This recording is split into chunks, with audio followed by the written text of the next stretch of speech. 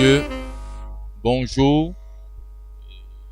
Bienvenue à cette rencontre du ministre des Affaires étrangères et de la coopération avec le corps diplomatique. Je suis Wilfried Adon, je suis journaliste et je suis le modérateur de cette rencontre. C'est la 8e fois que s'effectue cet exercice désormais érigé en tradition. Et celui-ci lance l'année diplomatique 2017-2018 au moment où notre diplomatie se donne de nouvelles ambitions face aux exigences des relations internationales désormais marquées par la prééminence des questions sécuritaires, économiques et climatiques, entre autres. C'est donc à raison que cette rencontre prévue pour durer 90 minutes fait une large place à ces préoccupations. Il s'agira de répondre à une question essentielle. Comment mettre la diplomatie du Bénin au service de l'économie afin de relever avec efficacité les défis de développement que se lance le Bénin à travers le programme d'action du gouvernement. Je voudrais, si vous le permettez bien, vous énoncer rapidement les grandes étapes de cette assise. Nous suivrons dans quelques minutes l'adresse du ministre des Affaires étrangères et de la coopération au corps diplomatique. M. Aurélien Agbenonsi sera suivi du professeur Barthélémy Biaou, agrégé des sciences économiques, directeur du laboratoire de recherche en économie et gestion. Et le professeur Biaou nous entretiendra sur un sujet d'importance, la diplomatie économique du Bénin et le contexte international, rôle et défis du diplomate. S'en suivront 30 minutes de questions et réponses entre le corps diplomatique, le ministre des Affaires étrangères et le professeur Barthélémy Biaou. Cette rencontre prendra fin lorsque je vous aurai présenté la grappe d'artistes et de créateurs triés sur le volet que le ministre des Affaires étrangères et de la coopération a retenu de promouvoir à cette occasion. Certains parmi eux sont jeunes et se signalent par l'originalité de leurs initiatives. Les autres, déjà célèbres par leurs œuvres, sont moins jeunes et ont acquis logiquement une épaisseur et une notoriété qui inspire admiration et respect. Mais vous allez le voir au vernissage de l'exposition installée dans le grand hall de ce ministère, tous se distinguent par un extraordinaire talent. Alors, c'est d'ailleurs à la catégorie des plus jeunes que je voudrais à présent faire appel pour le premier entracte de cette rencontre. Ils sont étudiants, toutes filières confondues, à l'université d'Abomey-Calavi.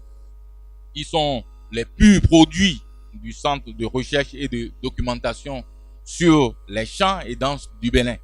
Mesdames, Messieurs, je vous prie d'accueillir pour 5 minutes le Conservatoire de danse cérémonielle et royale du Bénin dans une danse princière, le Acha.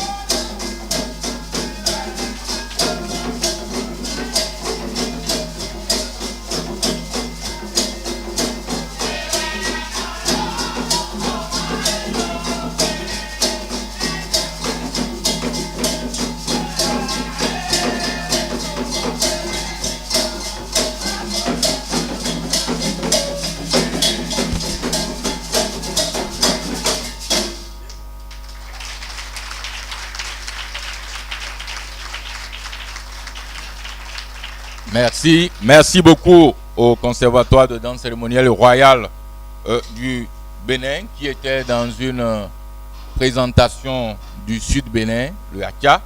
Ce conservatoire, vous allez les retrouver deux autres fois dans deux autres tableaux avant la fin de cette rencontre. Je voudrais préciser, parce que ce n'est pas superflu de le faire, ils sont tous étudiants à l'université d'Abomey-Calavi.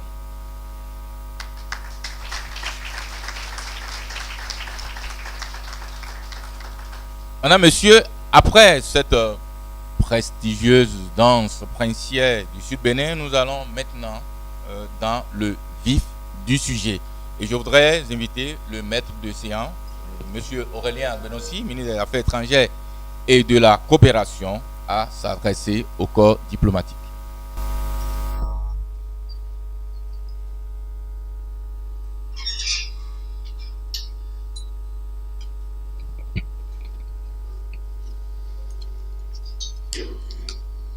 Merci, Monsieur le maître de cérémonie. Excellence, Madame la doyenne du corps diplomatique. Excellence, Mesdames, Messieurs les ambassadeurs, Messieurs les chefs de mission diplomatiques et consulaires représentants des organisations internationales au Bénin, Monsieur le professeur Barthélemy Biao qui tout à l'heure va nous entretenir, distingués invités, Mesdames, Messieurs, chers amis de la presse. Je voudrais vous souhaiter la bienvenue dans cette maison qui est la vôtre, cette maison où vous avez désormais vos habitudes. Je voudrais d'entrée saluer ici Monsieur l'ambassadeur du Ghana, dont j'ai reçu ce matin les copies figurées de l'aide de créance. Je voudrais peut-être qu'il se lève pour que vous puissiez le remarquer. Ambassador of Ghana, can you just stand up? J'ai également reçu ce matin les copies figurées des lettres qui accréditent l'ambassadeur, nouveau chef de la délégation de l'Union européenne parmi nous, et vous aurez certainement l'occasion de le voir dans les jours qui viennent. J'ai souhaité procéder à l'ouverture de notre année diplomatique 2017-2018 avant que ne commence un événement très important pour les diplomates que vous êtes et que je suis, l'Assemblée générale des Nations unies qui s'est ouverte en fait mardi à New York. Il me paraît essentiel d'échanger avec vous qui représentez ici vos pays, vous qui êtes basés ici, sur les questions qui préoccupent la communauté internationale et vous éclairer sur les positions de mon pays sur l'ensemble de ces questions. Cette 72e session de l'Assemblée générale des Nations unies qui s'est ouverte donc mardi a un thème qui me paraît très intéressant et qui est digne d'être médité. Priorité à l'être humain, paix et vie décente pour tous sur une planète préservée. Je vois que ce thème rappelle, si besoin en était, l'ensemble des thématiques qui nous préoccupent. Ce thème, je crois, met l'humain au centre et au centre de toutes nos préoccupations, mais rappelle les questions de sécurité, les questions de développement humain, également les questions de droits de l'homme. Je voudrais vous dire que c'est une préoccupation de notre gouvernement, du président de la République, dont le projet de développement économique et social que nous traduisions dans le programme d'action du gouvernement, le PAC que vous connaissez, que c'est une préoccupation que nous inscrivons au cœur de notre démarche politique et vous êtes au courant déjà des priorités qui sont les nôtres. Je voudrais très rapidement avoir quelques articulations avant de vous laisser la parole. C'est pour cela que je m'efforce de ne pas être long ce matin. Sur les questions internationales, je voudrais juste rappeler, puisque nous avons des nouveaux parmi nous, je voudrais rappeler les principes cardinaux qui sous-tendent la politique extérieure de mon pays, le Bénin. Ces principes sont la non-ingérence, le respect et la promotion du droit international, le développement de relations amicales et pacifiques entre les nations et le règlement pacifique des différends internationaux par la voie de la négociation ou d'autres mécanismes appropriés, y compris le recours à la justice internationale. Je sais que ces derniers des sujets qui sont les uns les plus préoccupants que les autres. Et pris au hasard comme ça, je voudrais vous dire que nous suivons par exemple les développements récents qui sont intervenus dans la péninsule coréenne. Et que sur ce plan-là, notre position, c'est que puisqu'on peut craindre que ces événements soient de nature à relancer des tensions de violence, nous souhaitons que très rapidement une solution soit trouvée, et c'est pour cela que nous souscrivons aux résolutions du Conseil de sécurité qui condamnent cette remontée de tensions. Je veux dire que nous respectons, le Bénin respecte les décisions du Conseil de sécurité qui sont destinées à empêcher la prolifération de l'arme nucléaire, en particulier, et vous les connaissez, les résolutions 17-18, 18-74, 20-94, 22-70, 23-21, 23-56, 23-71 et 23-75, qui condamnent très clairement la République populaire démocratique de Corée pour ses essais nucléaires et dit des mesures contraignantes à l'encontre de ce pays. Nous savons au Bénin que les sanctions seules ne suffiront pas, donc je souhaite que la négociation soit mise au service de l'amélioration substantielle des relations de voisinage et de l'évolution des perceptions réciproques des acteurs impliqués sur ce théâtre de crise. Je veux dire également, pour ne pas aller dans tous les détails, que toutes les questions concernant la sécurité sont des questions qui nous préoccupent. Le chef de l'État a exprimé sa solidarité au Mali et au Burkina Faso suite aux derniers événements qui ont menacé leur sécurité et entraîné des morts. Et je veux rappeler ici que le Bénin soutient fermement les efforts de la communauté internationale destinés à éradiquer le fléau du terrorisme sous toutes ses formes, y compris la piraterie et les attaques à main armée en mer. Le Bénin, et je voudrais le réaffirmer très fortement ici, prône la mise en œuvre équilibrée de la stratégie antiterroriste mondiale adoptée par les Nations Unies en 2006. Toujours sur le chapitre de la paix, je veux réaffirmer ici que le Bénin contribuera et continuera de contribuer donc aux activités des Nations Unies dans le domaine de la sécurité à travers notre participation aux opérations de maintien de la paix. À cet égard, je voudrais rappeler que le 8 février dernier, j'ai signé ici avec le représentant spécial du secrétaire général au Mali l'accord sur le statut d'administration au Bénin, et ceci dans le sens de faciliter le transit par le corridor béninois des biens et équipements à destination de cette mission. Il est clair que ce que je viens de dire appelle une transformation nécessaire de l'ordre international, dont la question de la réforme du Conseil de sécurité des Nations Unies est l'un des aspects les plus emblématiques.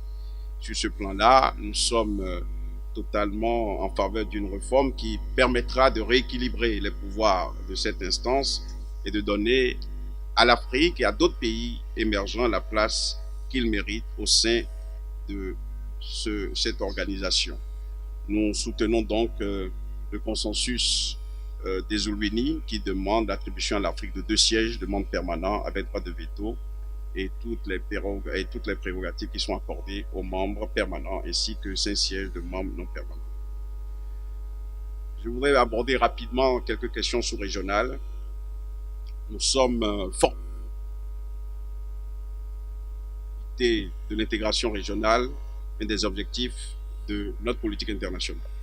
La réforme de l'Union africaine reçoit notre soutien et nous serons parmi les pays qui accompagneront le mandat du président Paul Kagame qui prendra les têtes de l'Union africaine dans quelques mois. Je voudrais aussi dire que notre pays suit avec beaucoup d'attention les développements dans un pays frère voisin, le Togo, et en raison des répercussions possibles dans les pays voisins, mais nous sommes persuadés que la voie du dialogue et la voie des réformes permettra à notre pays frère de ne pas aller sur une voie qui n'est pas du tout souhaitable, et le président est attentif au développement en ce moment à Lomé.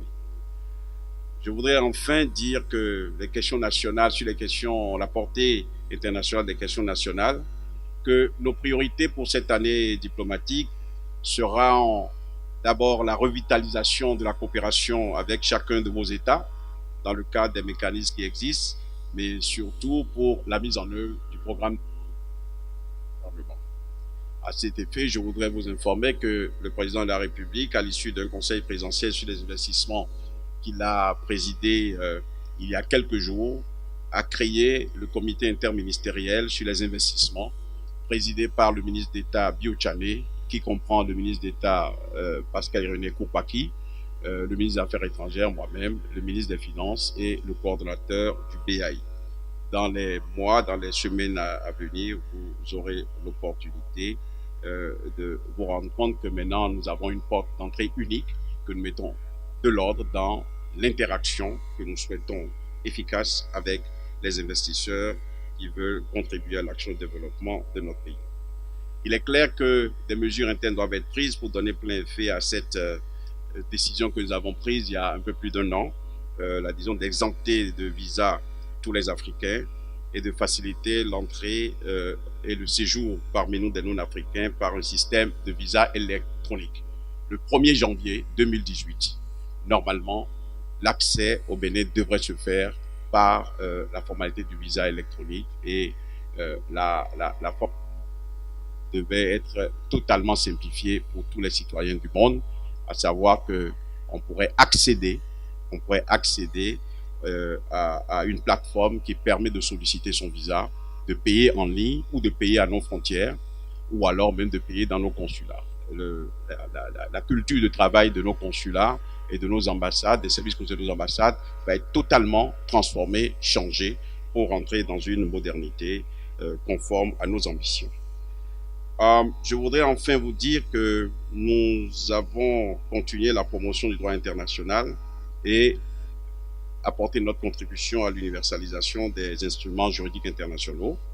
Et l'ouverture d'une année n'est pas l'occasion du bilan, mais il me plaît de signaler ici qu'au cours de la période 2016-2017, nous avons, de manière très impressionnante, réussi à ratifier et déposer 43 traités, conventions et protocoles relatifs aux droits de l'homme, au terrorisme, au désarmement, aux questions pénales, au commerce, aux droits de la mer, à l'aviation, à la propriété intellectuelle et à la culture, j'en passe. Je m'apprête, à la tête de la délégation que je vais conduire à New York, à participer à la cérémonie des traités où j'aurai l'occasion de déposer plus de 15 instruments de ratification, d'adhésion ou d'acceptation auprès du secrétaire général des Nations Unies. L'année 2017 verra aussi notre participation à l'examen périodique universel que certains ici connaissent très bien au Conseil des droits de l'homme. Je voudrais signaler que nous avons déjà soumis cette année notre rapport complémentaire sur l'application de la Convention de l'élimination de toutes les formes de discrimination à l'égard des femmes, CEDAW, conformément aux recommandations qui sont faites. Je voudrais signaler dans le cadre de la promotion de nos compatriotes dans les institutions internationales que notre gouvernement, à la suite de l'Union africaine de la CEDEAO, a entériné formellement la candidature de Madame Reine Alapini Gansou, avocate connue sur la place, pour un poste de juge à la CPI, juge à la Cour internationale. Je voudrais enfin vous dire que nous allons continuer les réformes au niveau du ministère des Affaires étrangères. Par certains côtés, certaines de ces réformes sont drastiques, mais tout ceci est fait dans le but d'accroître l'efficacité, est fait dans le but de faire en sorte que notre diplomatie soit une vraie diplomatie au service de notre développement, une diplomatie qui se veut ouverte, mais qui se veut aux avant-postes de l'évolution des sociétés humaines. Je voudrais vous assurer, mesdames, messieurs les ambassadeurs, messieurs les représentants des organisations internationales, que nous ferons tout ce qui est en notre pouvoir pour être à la hauteur de la mission qui nous a été confiée, pour vous accompagner dans la mission qui vous a été confiée par vos pays et par vos organisations. Je vous souhaite une bonne année diplomatique 2017-2018.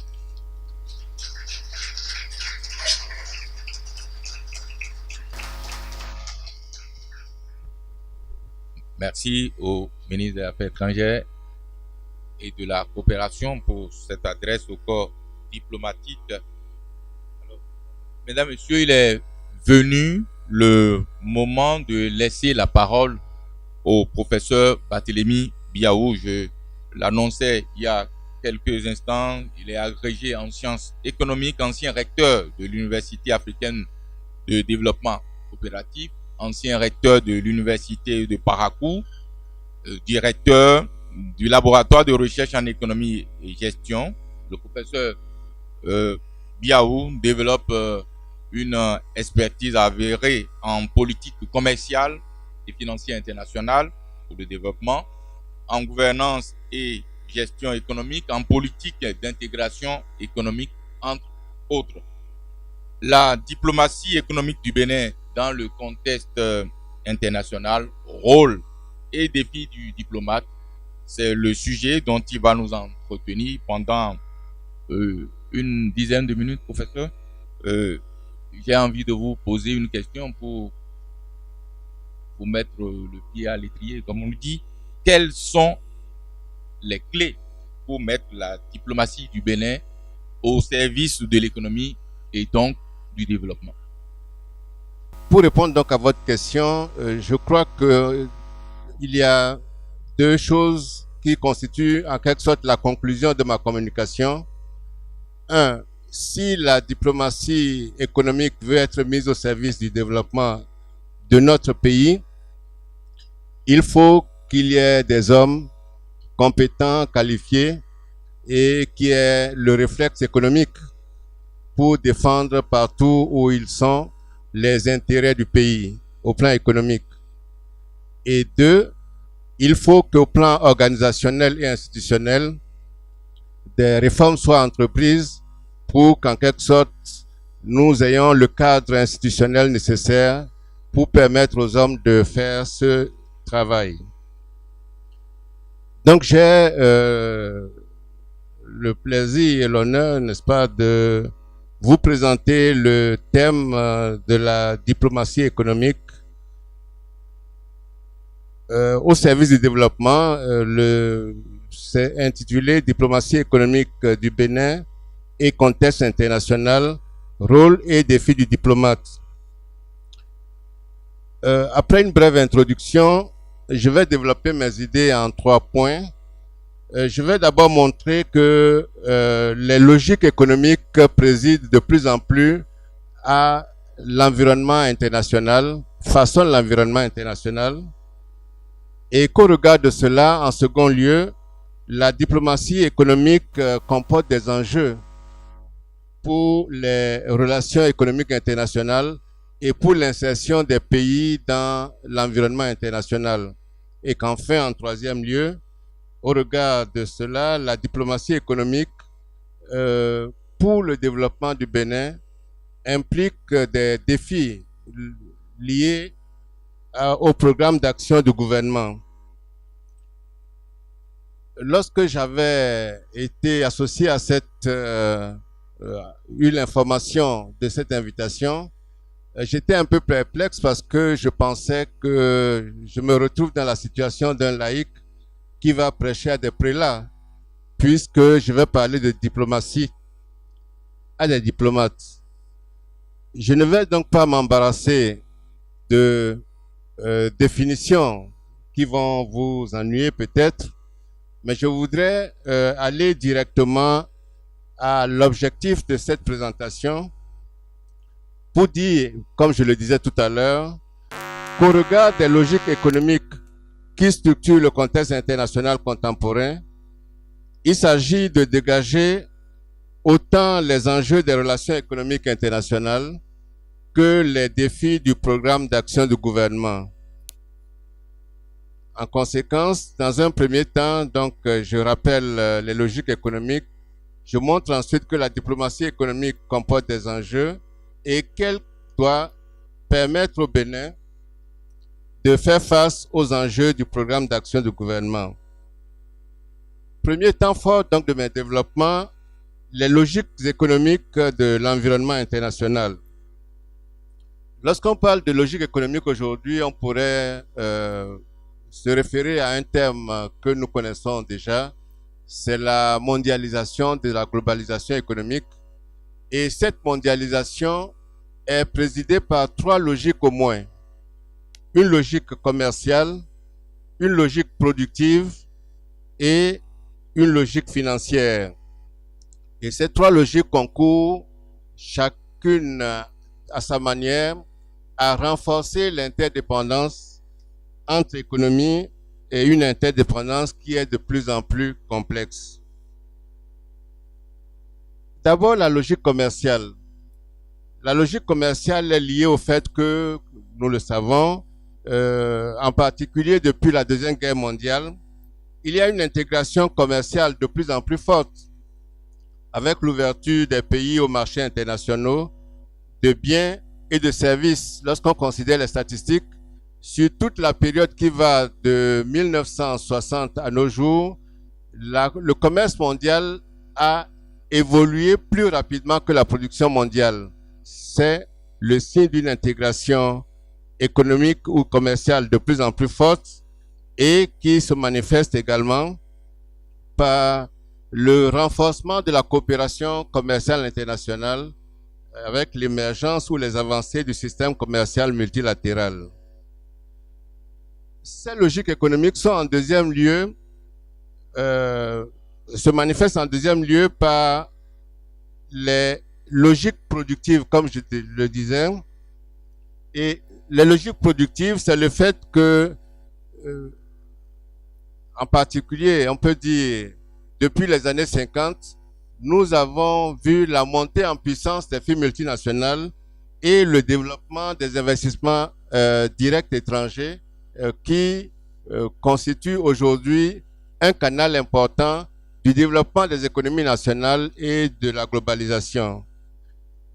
Je vais vous donner, je ne sais pas si c'est projeté, quelques statistiques sur les 10 plus grandes entreprises du monde en termes de chiffre d'affaires en 2016. La première, c'est Walmart, d'origine américaine, 485 milliards 485,873 milliards de dollars, et le dernier sur les 10, c'est ExxonMobil. En fait, ces statistiques étaient destinées, si je les montre, à attirer votre attention sur le fait que il y a des entreprises multinationales, une seule entreprise qui est plus riche que le pays le plus riche d'Afrique, n'est-ce pas?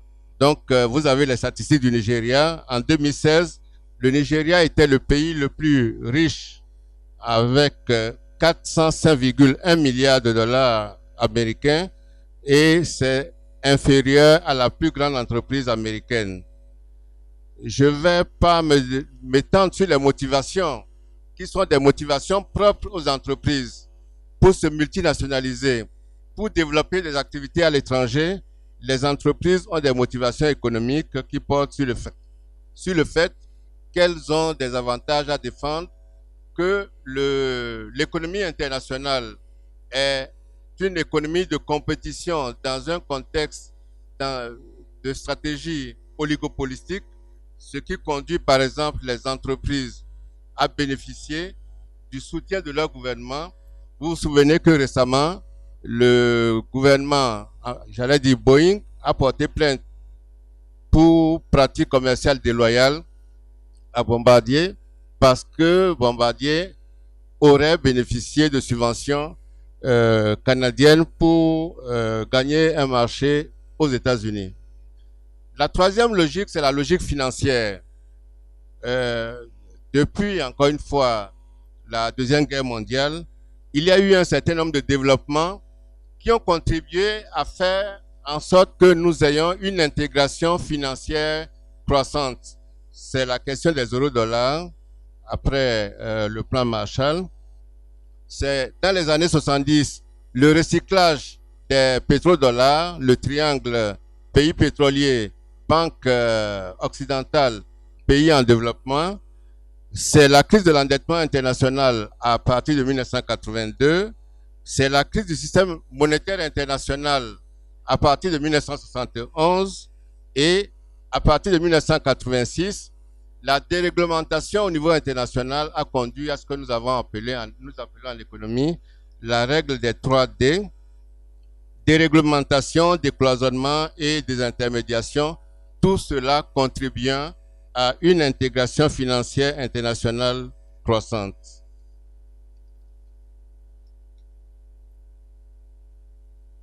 En somme, et c'est pour conclure sur cette première partie, les logiques économiques qui caractérisent l'environnement international sont, comme on peut s'en rendre compte, basées sur l'initiative privée et les mécanismes de marché.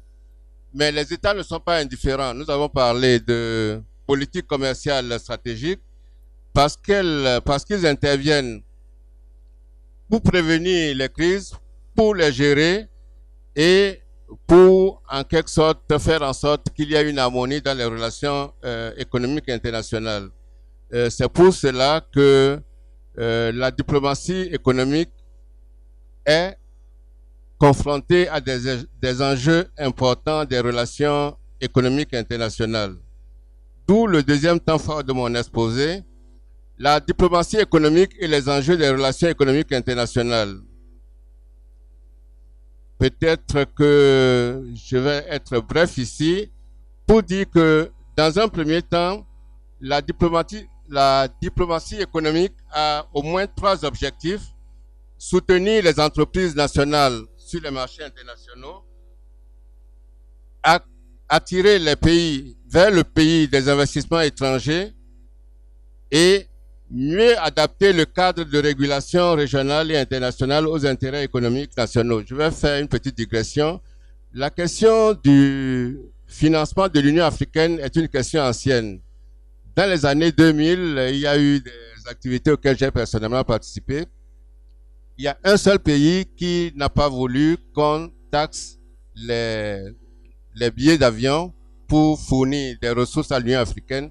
C'était le Kenya, parce que aux tribunes auxquelles j'avais assisté, le Kenya pensait que c'était une voie pour tuer le tourisme dans son pays. Donc, la diplomatie économique est un canal par lequel nous défendons également les intérêts économiques de notre pays dans les institutions internationales auxquelles le pays participe.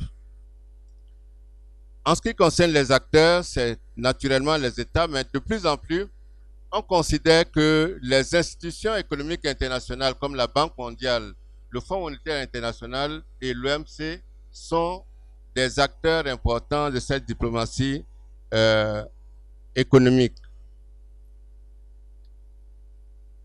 Quant au champ d'action, nous l'avons déjà dit, le commerce, l'investissement, les marchés internationaux, la question de migration, l'aide, on parle d'aide liée, la sécurité économique et les institutions qui façonnent l'environnement international sont des champs d'action de la diplomatie économique qui va se mettre en branle à travers un certain nombre de mécanismes et d'instruments, les relations entre États, les négociations internationales et les jeux d'influence, puisque les spécialistes de relations internationales que vous êtes, vous savez que les relations internationales sont des relations asymétriques en règle générale et qu'on peut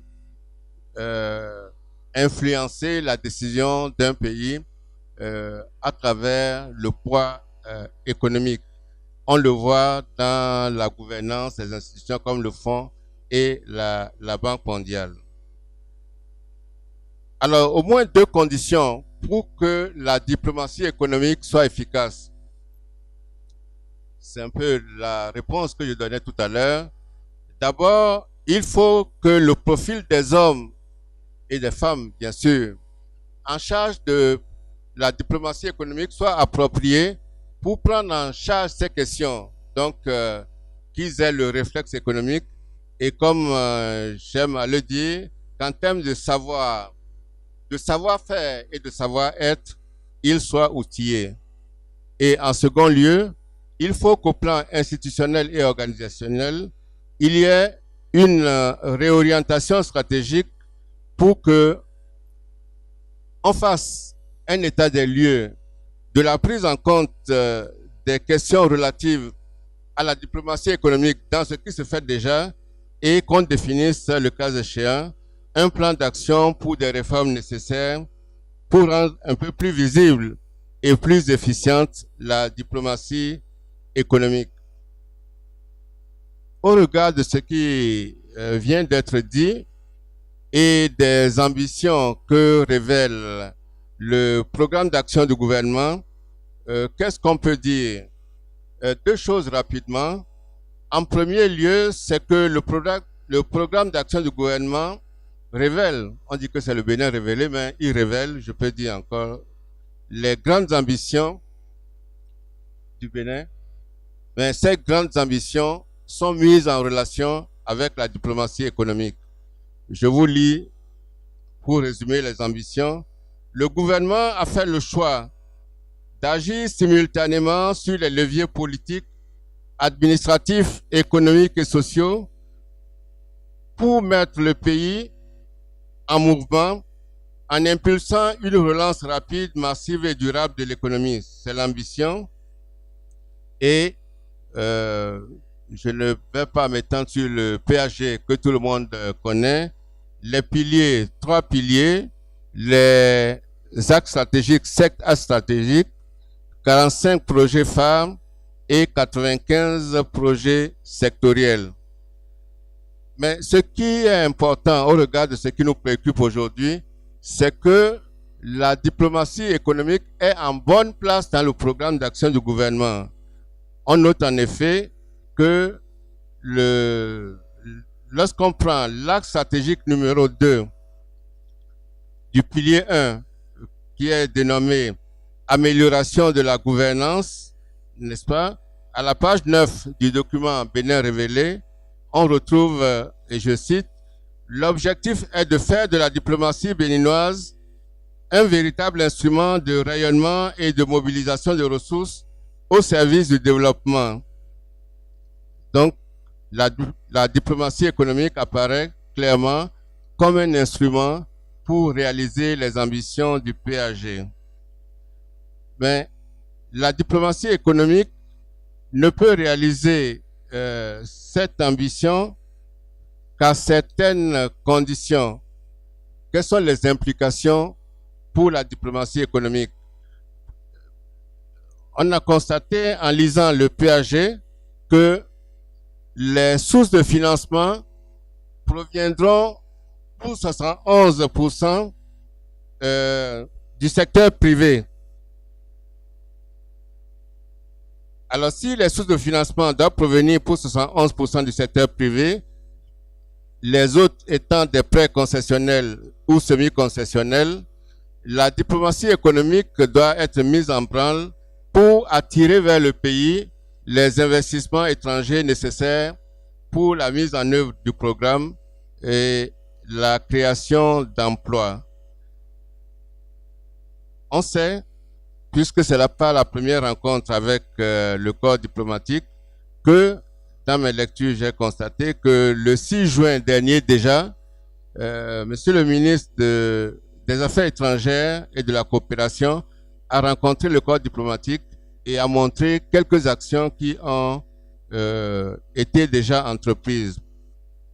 Mais il faut dire que de façon complémentaire, pour la réalisation de tous les objectifs du PAG, la diplomatie économique sera sollicitée, notamment pour l'accélération de l'intégration régionale à laquelle vous tenez et pour la promotion des produits béninois sur les marchés régionaux et internationaux.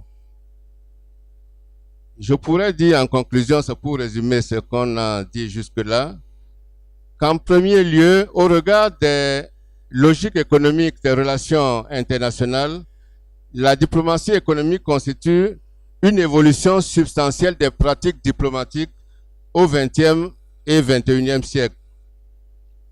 En second lieu, elle est pour tout pays, même les pays développés, une source d'enjeux importants pour l'insertion de l'économie nationale dans un environnement international de plus en plus complexe. Il en résulte enfin, au regard des grandes ambitions du PAG, au sein desquelles la diplomatie économique se retrouve en bonne place, des réformes nécessaires en termes de ressources humaines et de réorientation stratégique qui renforcent l'efficience de la diplomatie économique du Bénin. Monsieur le ministre des Affaires étrangères et de la coopération, Mesdames et Messieurs les membres du corps diplomatique et représentants des organisations internationales, Mesdames et Messieurs les invités, voilà, je vous remercie de votre attention pour cette présentation.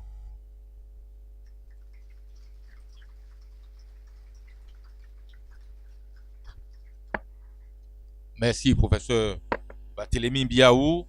On retiendra, par rapport à la question que je vous ai posée, que la diplomatie est l'outil, la diplomatie économique est l'outil qui doit permettre d'intéresser les financements intérieurs et extérieurs, à la réalisation du programme d'action du gouvernement. Alors, je voudrais vous remercier pour cette communication qui, avec l'intervention du ministre des Affaires étrangères, introduit le jeu des questions et réponses auxquelles nous allons nous livrer à présent. La parole sera donc aux membres du corps diplomatique qui honorent cette rencontre de leur présence, et je voudrais suggérer, si vous n'y trouvez pas d'inconvénient, que la parole soit d'abord accordée à la doyenne du corps diplomatique et qu'à sa suite, les autres diplomates qui le souhaitent prennent librement la parole. Madame l'ambassadeur du Niger.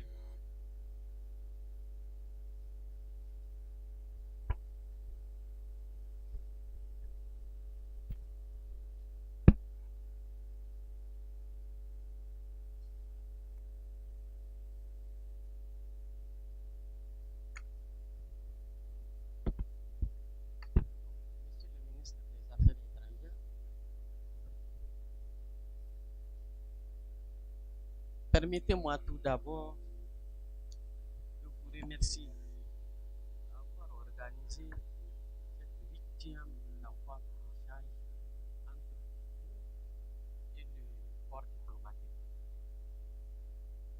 Je ne vais pas beaucoup m'étendre sur ça parce que ça, c'est l'action diplomatique que vous êtes en train de préparer. Le corps diplomatique ne peut que s'en réjouir et vous accompagner dans vos actions.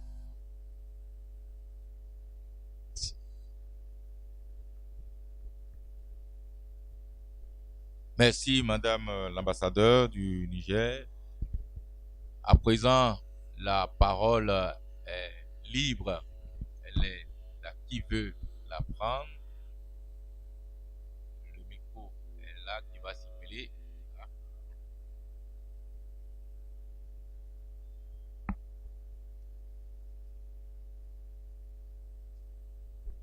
Merci. Je voudrais remercier Monsieur le ministre des Affaires étrangères et de la coopération, également aussi le professeur Barthélémy Biaou pour l'économie qu'il vient de nous faire sur les liens entre la diplomatie et justement également aussi tout ce qui concerne le PAG. Ma question ou mon interrogation va dans un premier temps au ministre des Affaires étrangères sur le thème dont il a fait cas de la 72e je dirais réunion de l'Assemblée générale, dont un des thèmes phares sera sur la prévention. Prévention en termes sécuritaires, en termes de conflits et autres. Et nous savons que cette semaine, il y a eu une consultation ici au Bénin sur la résolution 2250 des Nations Unies portant sur le rôle des jeunes dans la paix et la sécurité et le développement. Je souhaiterais savoir en la matière quel est l'apport ou la position du gouvernement béninois vis-à-vis du rôle des jeunes dans la mise en œuvre de cette résolution 2250. La deuxième intervention, si le ministre voudrait bien revenir sur le comité interministériel sur les investissements. Est-ce que ce nouveau comité remplace le premier qui était déjà là sur le comité de mobilisation des ressources, ou bien est-ce que c'est le même comité, mais peut-être une clarification à ce niveau nous permettra de bien nous informer, mais également aussi de savoir à partir de ce comité-là quelles seront les interactions entre ce comité et les partenaires techniques et financiers. Ma dernière intervention reviendra au professeur Biaou, dont il a parlé des différentes logiques, des trois logiques, à savoir, économique, financière, les logiques économiques, financières, productives et autres, mais je pense, et commerciales. Je pense que de plus en plus, au XXIe siècle, il y a une autre logique, peut-être que vous nous en direz davantage, qui est un peu celle de la dimension environnementale. Parce qu'aujourd'hui, c'est cette triptyque-là qui gouverne véritablement le développement de nos pays, à savoir l'économique, le social et l'environnement. Donc, c'est un peu les trois éléments que je voudrais juste avoir. Merci.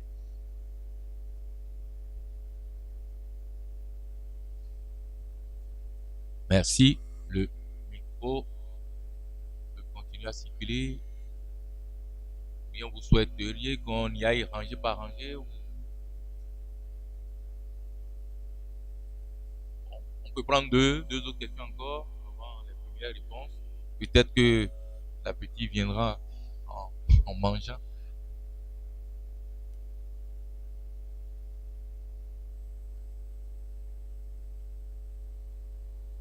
Pas d'autres questions.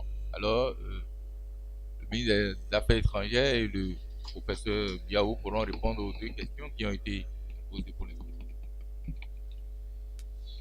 Je voudrais remercier Madame la doyenne du corps diplomatique qui a salué cette initiative comme elle le fait d'habitude, et je veux dire aussi toute mon appréciation de l'avoir présente ici à nos côtés. Au coordonnateur résident du système des Nations Unies, je voudrais, après l'avoir remercié, dire que la question de la prévention en matière de sécurité et de conflit est une question qui nous préoccupe au plus haut point. Tout comme moi, vous savez que la question du dividende démographique au service du développement est au cœur d'une démarche informée de croissance dans tout pays. Mais ce qui se passe aujourd'hui, c'est que les données de notre pays montrent que c'est un pays jeune, c'est un pays où les jeunes ont la majorité, et la préoccupation du gouvernement est que nous devons donner un peu plus d'attention, accorder un peu plus d'attention à la jeunesse. Il ne vous aura pas échappé que nous n'avons pas un ministère de la jeunesse. Le président n'a pas voulu d'un ministère de la jeunesse parce qu'il considère que dans toutes les politiques sectorielles, les jeunes doivent être intégrés. Comme il disait une fois, chaque ministre doit sentir que dans l'action qu'il mène, une place prépondérante doit être accordée aux jeunes. Donc l'absence d'un ministère qui ferait un peu gadget et qui sectorialiserait un peu trop la jeunesse, c'est un choix délibéré que nous avons fait pour ne pas faire comme avant. Hein. On essaie d'aller au-delà des paradigmes classiques. Donc, la question de la résolution et le rôle des jeunes est une chose qui nous tient à cœur. Nous allons soutenir cette démarche. Nous sommes totalement en faveur de la résolution 2250 et nous allons continuer et même donner un peu plus d'élan à l'importance que l'on peut accorder aux jeunes dans les prises de responsabilité, l'importance qu'on doit donner aux jeunes dans les conceptions de politique, mais surtout les actions de sensibilisation pour prévenir la violence, pour prévenir les conflits et surtout dans tout ce qui est lié à l'action et à l'appareil sécuritaire, le rôle, la spécificité qui est celle des jeunes est, comme je l'indiquais tout à l'heure, un élément clé et vous aurez le temps dans les mois, les semaines à venir, vous aurez le temps de le constater. Et le gouvernement restera dans cette direction-là et confortera sa position. S'agissant du comité interministériel d'investissement, il ne remplace pas le comité de mobilisation de ressources. Une chose est d'avoir une porte organisée, structurée pour les investisseurs qui viennent vers nous, Ce comité a été créé. Nous sommes rendus compte que l'action d'accueil et d'interaction avec les investisseurs, si nous utilisons l'approche classique, perdrait beaucoup de temps aux investisseurs, ou perd déjà beaucoup de temps aux investisseurs, parce que lorsqu'un dossier arrive, il faut aller discuter au ministère du Plan, ensuite au ministère du Commerce, aux Affaires étrangères, ensuite aller aux finances. Et le chef de l'État a voulu que nous mettions en place ce qu'on appelle un one-stop center pour les investisseurs. Donc, ce comité va connaître des initiatives, va faciliter l'évolution les mouvements des investisseurs chez nous. Et ce comité est soutenu par une équipe d'appui qui comprend, comme je l'ai indiqué, les représentants des entités que j'ai mentionnées, à savoir le ministère du Plan, des personnes de la présidence. Donc, c'est en cela que le ministre d'État, secrétaire général de la présidence est membre, le ministre des Finances, je ne sais pas si j'avais mentionné tout à l'heure le ministre des Finances, le ministre des Finances, le ministre du Commerce et le ministre des Affaires étrangères, et tout cela avec un appui du bureau du coordonnateur du BAI, du bureau d'analyse et d'investigation de la présidence.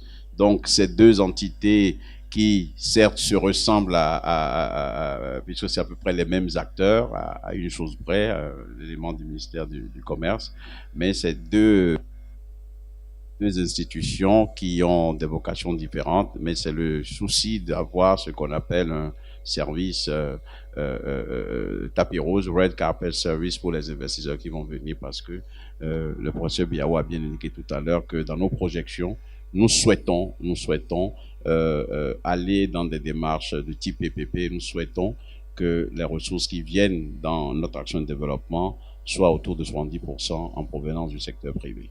Voilà. Je crois que j'ai répondu à vos deux questions. Je laisse la parole maintenant au professeur Biao pour la préoccupation que vous avez évoquée. Merci beaucoup. Bon, merci pour votre question. En fait, lorsque j'introduisais l'exposé, l'idée est de montrer qu'il y a des dynamiques, des dynamiques qui contribuent à une intégration économique croissante.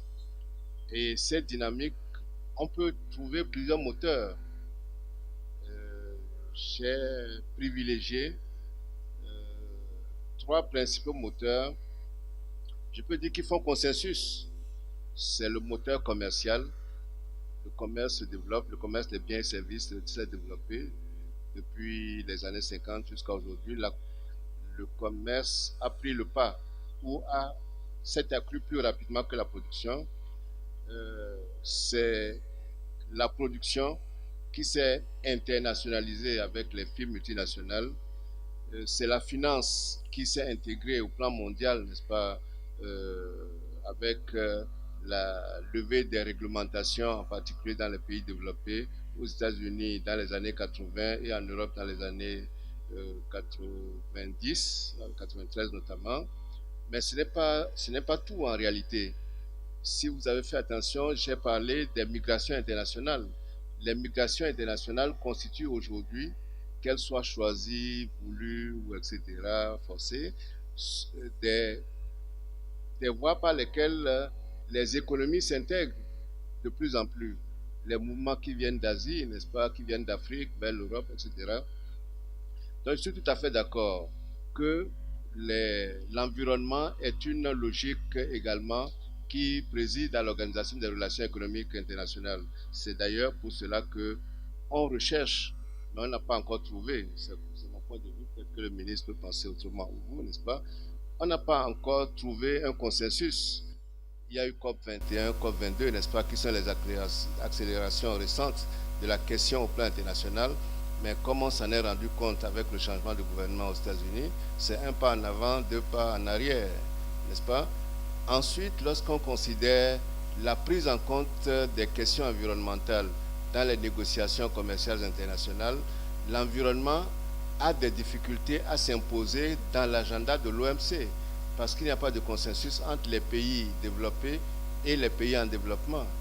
Bon, nous, économistes, nous avons un instrument qu'on appelle la courbe environnementale de Kuznets, n'est-ce pas, qui montre que, bon, si vous voulez vous développer, et les pays se sont développés comme ça, les autres, il faut une certaine dose de dégradation de l'environnement pour qu'il se stabilise à un moment donné et qu'il diminue ensuite dans le processus de développement. Et donc, certains pays en développement arguent de cela en disant, bon, la dégradation de l'environnement a été pour vous une condition de votre croissance économique. On ne peut pas comprendre que ce ne soit pas le cas pour nous. Donc, je suis tout à fait d'accord avec vous que les questions environnementales constituent une préoccupation des évolutions économiques internationales, mais constituent également une question controversée, n'est-ce pas, dont la prise en compte dans les agendas internationaux n'est pas, je peux dire, consensuelle. Donc, merci pour cela.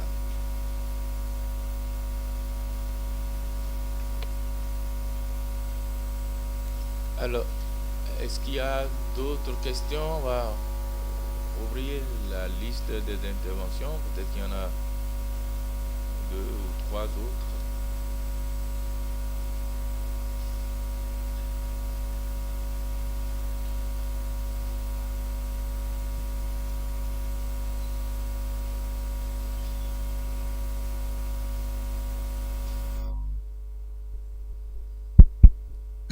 Merci beaucoup. J'ai une seule question qui va à l'endroit du professeur Biao, que je respecte beaucoup. Je n'ai pas eu l'occasion de le voir de par le passé. Je voudrais savoir, à la suite de votre présentation, si la diplomatie économique telle que vous l'avez présentée ne partit pas de la désinstitutionnalisation de l'institution pour une institutionnalisation de l'organisation qui demeurera toujours inachevée. Merci.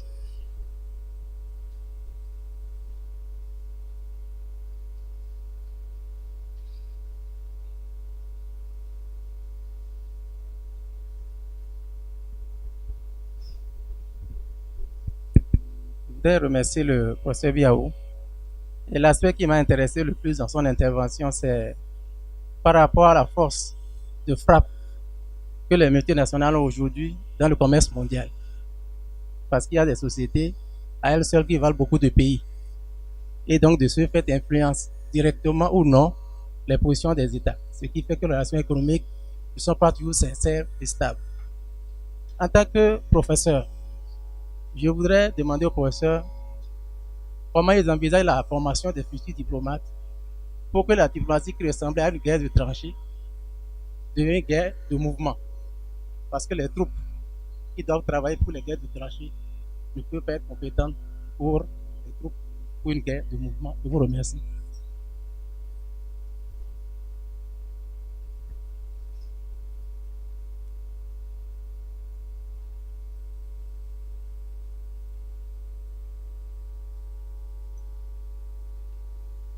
Bon.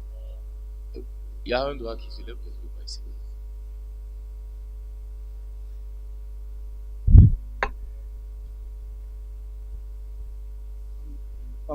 Gambia Ambassador, President in Abuja. Gambia Ambassador.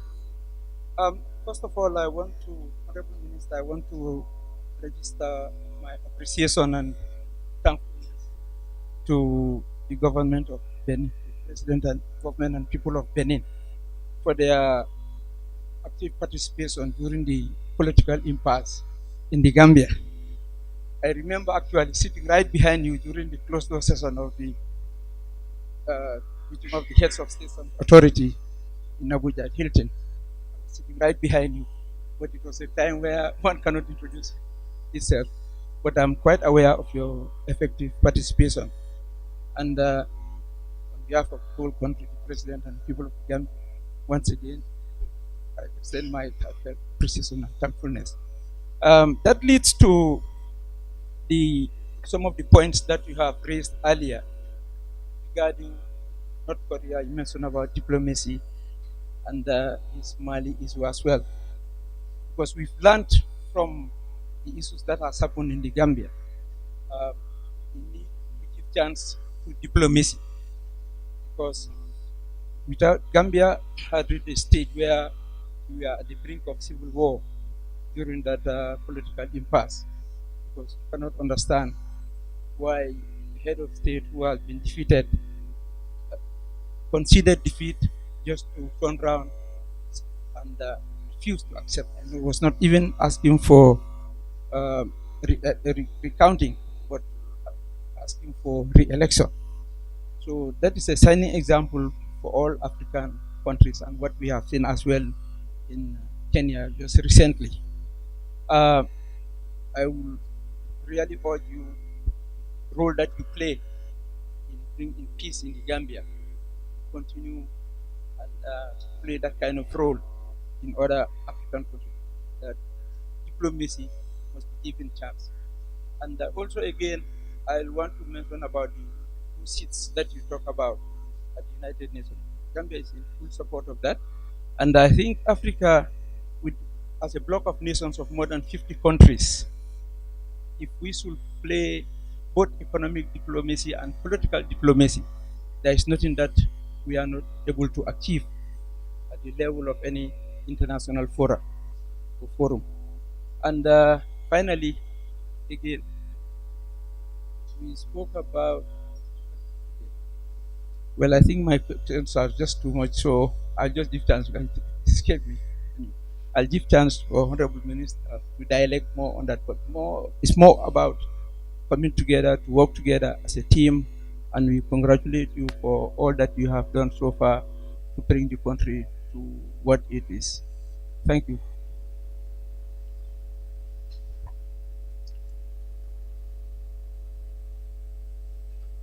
Oui, alors je crois que nous allons commencer par retourner la parole au professeur Biaou et peut-être après le ministre des Affaires étrangères. Bon, merci, monsieur le modérateur. Bon, les 2 questions apparaissent complexes dans leur formulation, mais peut-être que ça peut être simple à comprendre. Le premier, c'est je ne dis pas que c'est un jeu de mots, n'est-ce pas?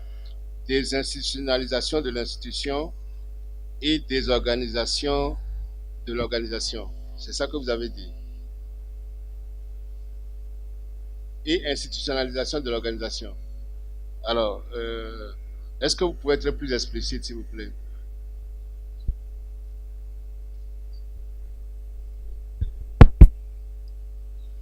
Merci, professeur. Pour moi, a priori, la diplomatie économique demeure et a toujours été du ressort de l'État. Aujourd'hui, on a un programme d'action du gouvernement très ambitieux qui souhaite évoluer dans une démarche ou une logique de PPP, envisageant le financement de ce programme à hauteur de 70% par le privé. Financement de l'action du gouvernement, qui est une institution. Le privé qui n'est pas considéré en tant que tel comme une institution. Pour ça, je parle de la désinstitutionnalisation de l'institution. La diplomatie économique au niveau international, avec l'ouverture peut-être, par exemple, de bureaux économiques, bureaux commerciaux de notre pays à l'étranger, et ouvre également le champ d'une forme d'éclosion de l'État vers des entités micro qui ont des caractéristiques d'une organisation. Mais au finish, est-ce qu'on pourra évoluer sur le long chemin avec ce modèle diplomatique ou bien cette logique de diplomatie économique? C'était en substance ce que je voulais véhiculer comme message. Merci. Bon, merci pour ces précisions. Je vais d'abord préciser une chose, hein. Les entreprises, c'est des institutions. Il faut que ce soit clair. Du point de vue de l'économie, les entreprises, c'est des institutions. L'État est une institution. Lorsqu'on fait de la comptabilité nationale, on parle de secteur institutionnel et il y a les entreprises et il y a l'État. Tous et d'autres agents économiques, comme on dit, concourant à l'organisation, n'est-ce pas, de l'économie, à la création de richesses. La seule différence, c'est que l'entreprise crée des biens et services marchands, alors que l'État organise l'économie et produit des services non marchands pour le bon fonctionnement de l'économie. Bon, Cela étant dit, votre inquiétude, c'est de dire que, bon, il y a un certain nombre de prérogatives qui relevaient de, comme vous, juristes, vous l'avez dit, n'est-ce pas, du domaine régalien de l'État, et que désormais, ça va être progressivement transféré au secteur privé. Il faut comprendre que les fondamentaux de la politique économique sont clairs.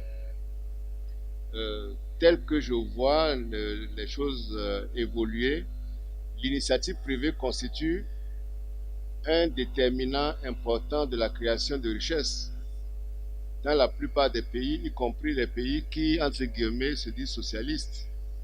Et donc, l'État est là pour organiser le cadre, s'il est dans son rôle, et les entreprises sont également là pour créer de la richesse. Moi, je crois qu'il n'y a pas d'incompatibilité, parce que vous, votre inquiétude, c'est un peu une manière de déshabiller l'État, et puis c'est le roi mis à nu, quoi, si vous voulez.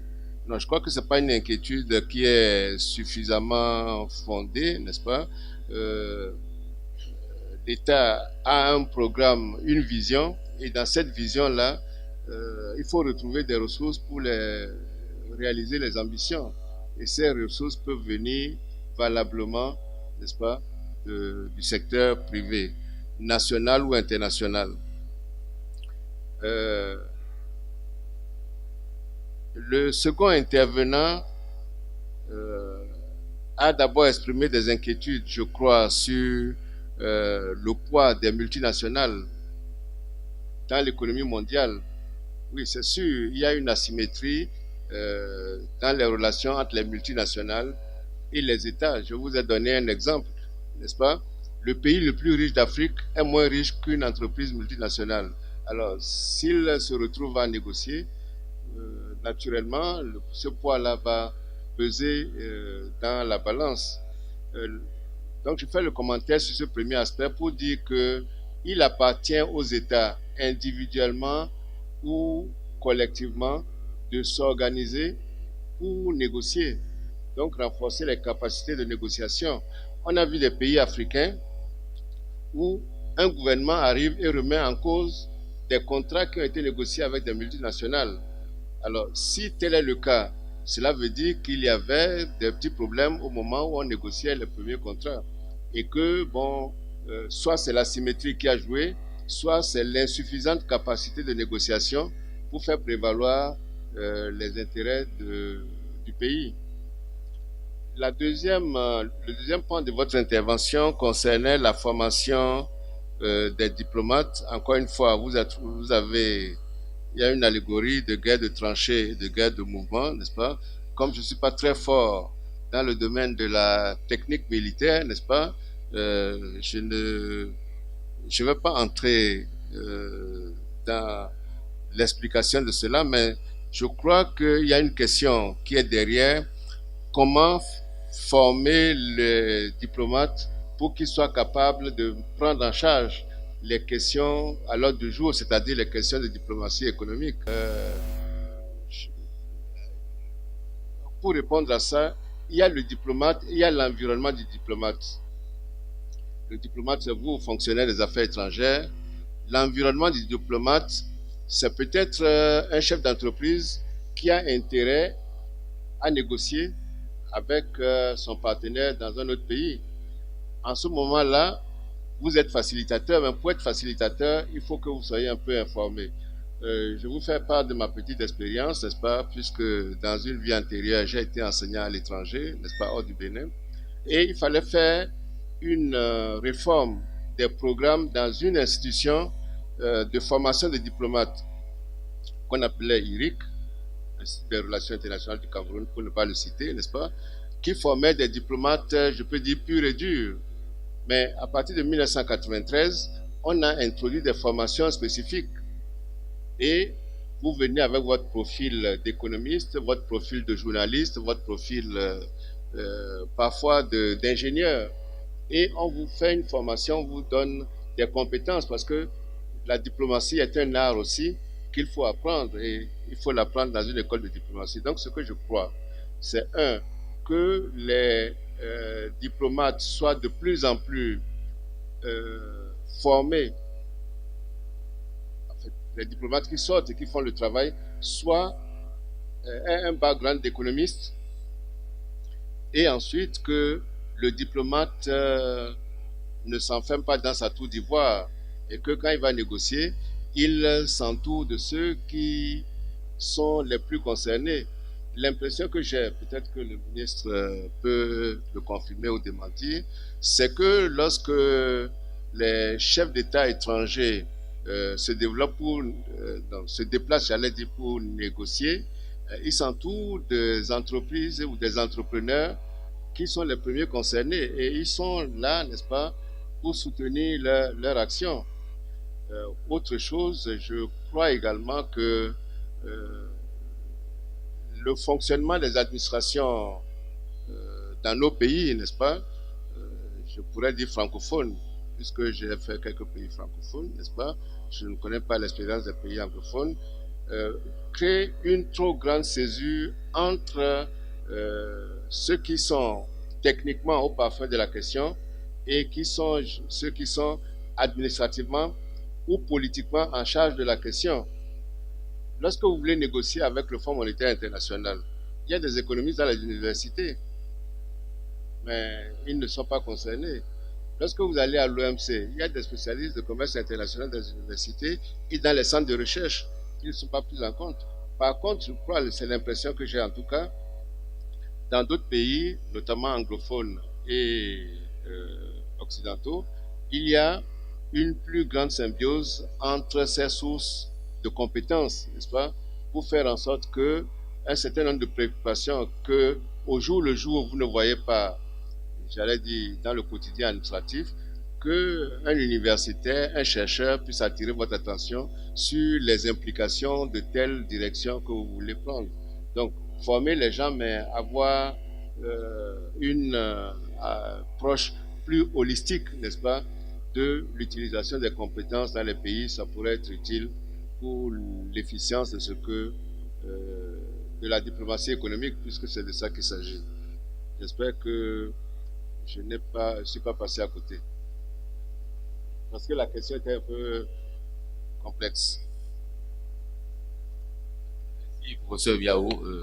On va peut-être laisser la parole au ministre des Affaires étrangères pour répondre à la question du diplomate gambien. Ambassador from the Gambia, I think you made comment, and I just want to thank you for those comments, and particularly you did recall our position during the crisis in your country. I remember your face now because I was asking myself, where did I meet this man? And I'm happy that you disclosed this and you helped me to find this. It's true that last year in December, we were very concerned about what was happening in Banjul. And my president, when he tasked me to go to Abuja just after we presented here our government program, he told me, make sure you tell them that we are even ready to deploy troops to go to the Gambia. And during that period, he was also on the phone with some of his peers to tell them that we should not let it go. And I'm happy. And we are also supporting the president of the commission, Mr. D'Souza, for the direction given to him by, of course, all the head of state. So we are happy of the results, and I was moved when I met your president in Bamako for the first time, even before his return to Banjul. So I just want to thank you for that and tell you that the position of our country is that democracy should be respected and voters' decisions should be respected. And anywhere that will happen, should this happen anywhere, we will be there to react. I also share your views, what you said on the Security Council. It's only justice for countries based on our population and based on the importance of some countries now in the global economy that seats be allocated to them.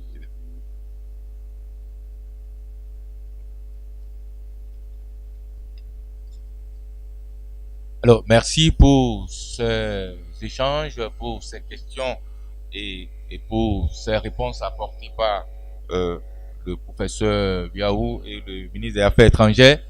Après, donc, le majestueux tableau que nous avons suivi, un tableau de danse princière qu'ils ont livré, les jeunes danseurs du conservatoire de danse cérémonielle et royale du Bénin nous transportent maintenant sur les hauteurs de la Takora pour une chorégraphie typique et absolument captivante. Vous allez le voir, ils nous proposent 5 minutes de Tipenti et je vous prie de les accueillir.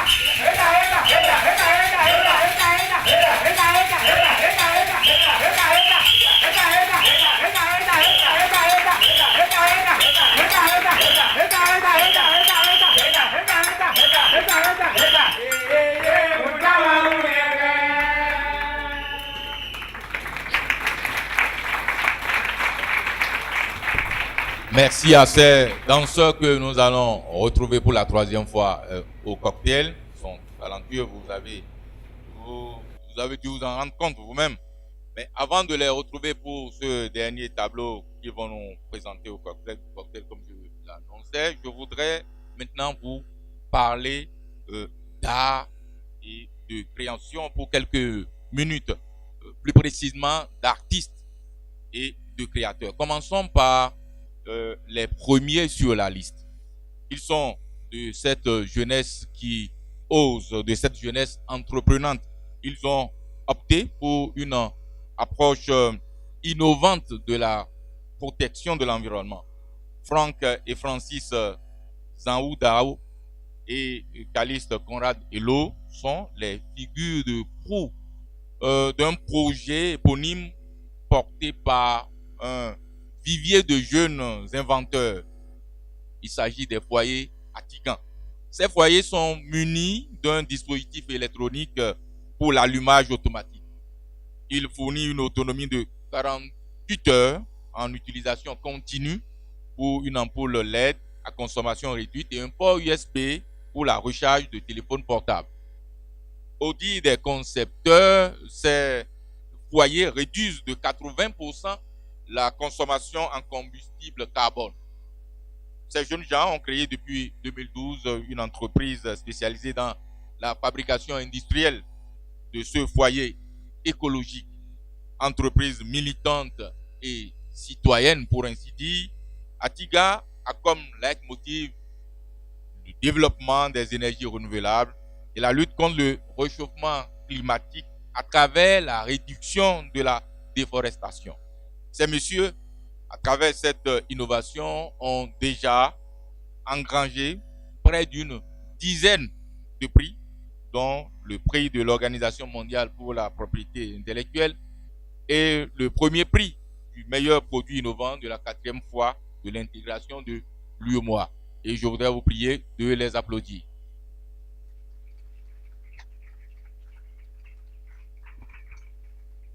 Vous pourrez venir peut-être devant, cher monsieur.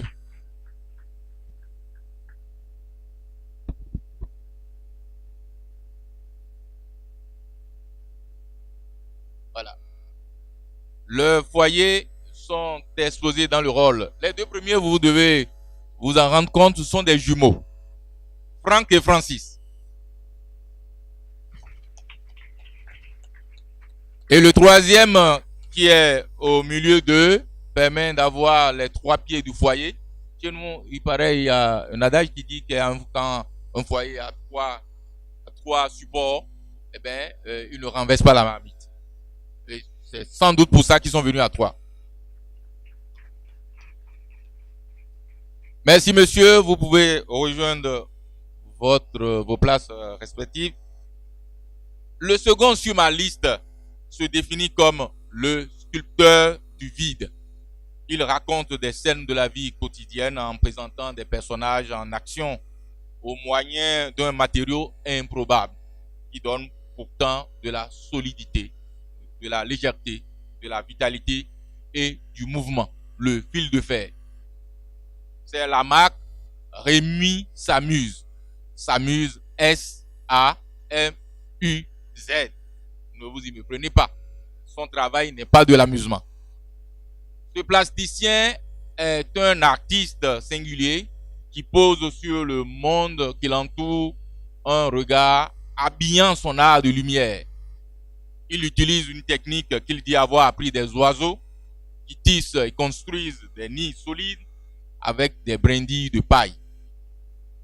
C'est avec ces géantes sculptures de fil de fer tissé que Rémi Sossovi, de son vrai nom, a participé au 8e jeu de la francophonie, d'où il nous revient avec la médaille d'or.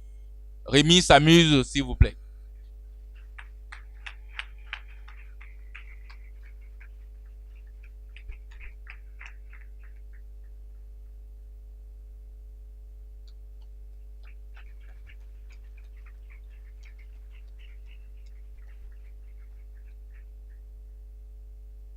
Merci Rémi. Mais d'où vous est venu ce nom de Rémi S'amuse? Je crois que ça a retenu l'attention de tout le monde. Moi aussi. J'étais curieux de savoir. Ah, c'est dans l'amusement qu'il crée, Rémi s'amuse. Merci beaucoup, Rémi. Voilà, son œuvre est exposée dans le grand hall, nous allons le voir tout à l'heure. Le troisième était également au 8e jeu de la francophonie. Sa passion, lui, c'est la photographie. Sa source d'inspiration, les enfants. Et l'innocence qui se dégage de leur regard. Car soutient-il derrière chaque enfant se cache une histoire. Yannick Folly, qui se définit comme un photographe activiste, dit rechercher sa marque dans une enfance oubliée.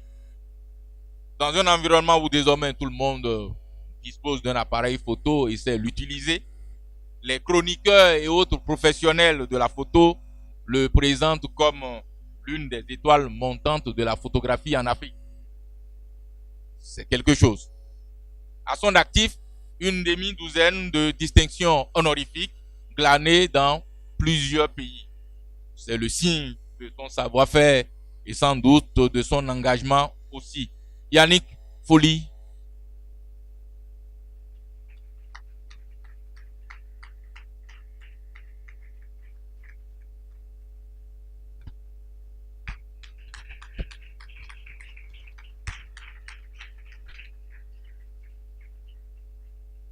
Bravo Yannick. Ces photos décorent la salle où nous nous trouvons. Vous pouvez y jeter un coup d'œil. Il est l'auteur de ces photos. Merci et bravo Yannick.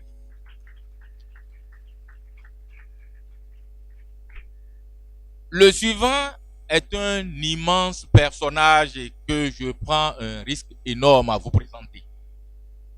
Tellement il a de facettes, tellement son parcours est sans commune mesure. Dans les milieux artistiques béninois, on l'appelle doyen depuis plus de 3 décennies. Ancien élève du Conservatoire national supérieur des arts dramatiques, Kofi Gaou, artiste polyvalent, est d'abord homme de théâtre. Mais il est également peintre, architecte d'intérieur, graphiste et cinéaste. C'est un spécialiste reconnu de la toile appliquée, autrefois utilisée dans le royaume d'Abomey. C'est d'ailleurs la source majeure de son inspiration. Il se définit comme un artiste anticonformiste. On lui doit la revitalisation de l'art plastique béninois par des combinaisons particulières de perles, de coris, de raffia, mêlant des tissus venus des 4 coins du monde. Ce qui fait de son œuvre, de ses œuvres, j'allais dire, de véritables tableaux en tissu. Pour lui, Kofi Gaou, le tissu porte en lui-même une force que la peinture ne transmet pas. Doyen, est-ce que vous pourrez venir devant, s'il vous plaît?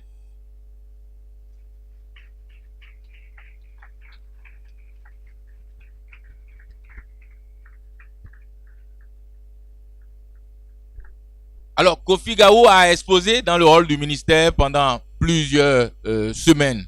Et je vous disais, ça commence aujourd'hui, d'accord. Ça commence aujourd'hui, il pose à partir d'aujourd'hui pour plusieurs semaines dans le ministère des Affaires étrangères.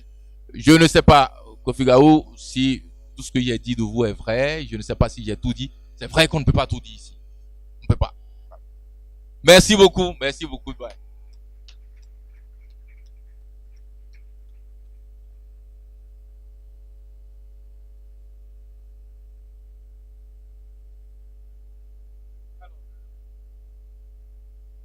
Encore un autre fait de l'étoffe des grands. Vous allez le voir, il est grand de taille déjà. C'est l'un des précurseurs de la scène et des arts plastiques au Bénin. Il a été surtout le premier acteur béninois à avoir tenu le rôle principal dans un film de long métrage, Sous le signe du Vaudou.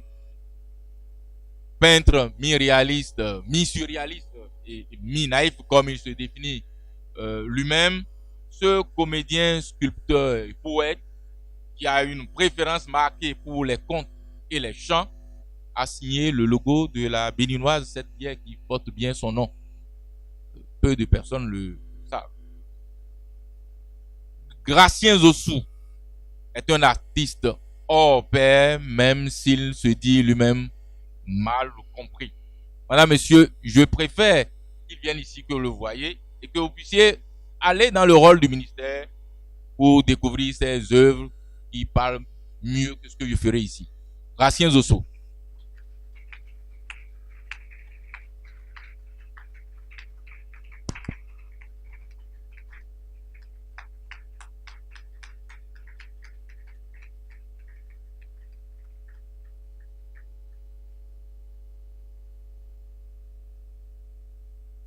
Merci, Gratien Zossou. Je vous l'avais dit, il est grand détail.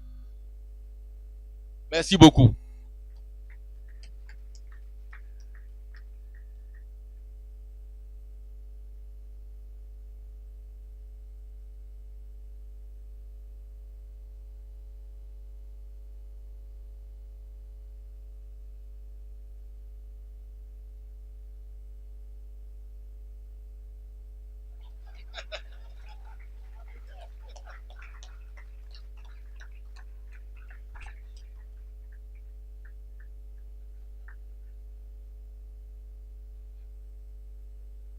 Alors, vous avez vu défiler par 2 fois le conservatoire, les jeunes du conservatoire des danses cérémonielles, de danse cérémonielle et royale du Bénin. Mais je voudrais dire un petit mot sur ces jeunes gens avant que le ministre des Affaires étrangères ne reprenne la parole pour son mot de conclusion. Ce conservatoire de danse est l'une des initiatives centre de recherche et de documentation sur les chants et danses du Bénin, dont le principal objectif est de rechercher, d'archiver et de diffuser les chants et danses cérémonielles et le patrimoine immatériel béninois menacé d'extinction. Les professeurs Albert Bienvenu Akocha et Bienvenu Koudjo sont les responsables de cette heureuse initiative. Alors, je voudrais vous proposer quand même de les applaudir pour cette initiative. C'est eux qui encadrent ces jeunes gens que nous avons vus.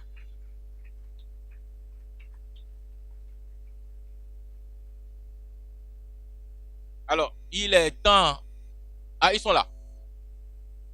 Ça, le professeur Koudjo, bienvenue.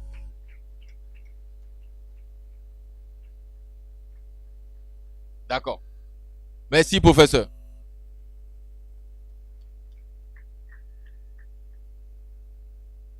Mesdames, Messieurs, il est temps à présent de mettre un thème à cette rencontre pour durer 90 minutes. J'espère que nous sommes restés dans le temps. Je voudrais alors prier le ministre des Affaires étrangères et de la coopération de faire sa conclusion de notre séance. Et je vais la faire parce que nous sommes contraints par le temps. L'année diplomatique 2017-2018 est donc ouverte. Nous allons continuer notre partenariat. Je voudrais remercier tout un chacun de vous d'être venus ici aujourd'hui.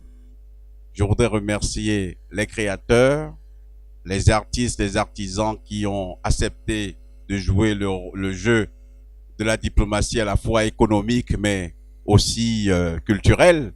Mais le ministère des Affaires étrangères ne deviendra pas le ministère de la Culture. Nous sommes chargés de tout vendre, de présenter l'image de notre pays. Je voudrais remercier le professeur Biaou qui nous a entretenus parce qu'il n'y a pas de rentrée sans conférence inaugurale. Donc, c'était le but de la manœuvre. Et je voudrais remercier surtout les équipes du ministère, ceux de la direction du protocole d'État qui, en lien avec Madame Loff, ont organisé tout ce que nous faisons aujourd'hui. Je voudrais remercier MB Curie, la compagnie qui a géré la régie et qui est venue nous assister. Et je voudrais dire toute mon appréciation à Monsieur Wilfried Adon, journaliste émérite, très bien connu, qui a accepté aussi de faire la modération de cette rentrée de la famille diplomatique. Le risque qu'on prend lorsqu'on cite, c'est qu'on peut oublier. Alors, si d'aventure j'ai oublié un acteur important de ce qui nous a réunis aujourd'hui, je voudrais solliciter l'indulgence de cette personne ou de ces personnes. Merci d'être venu. Nous passerons là pour rejoindre le hall, nous rafraîchir un peu, regarder les œuvres et repartir avec beaucoup d'énergie en sachant que nous aurons une bonne année diplomatique 2017-2018. Je vous remercie.